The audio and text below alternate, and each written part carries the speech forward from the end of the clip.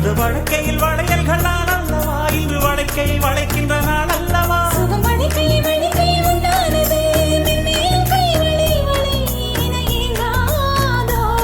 இது கன்னங்களா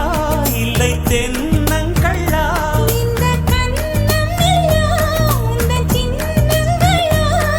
இங்கு நான் இருந்தேன் வெறுமே எழுத்தாக நீ வந்து சேர்ந்தாய் உயிரெழுத்தாக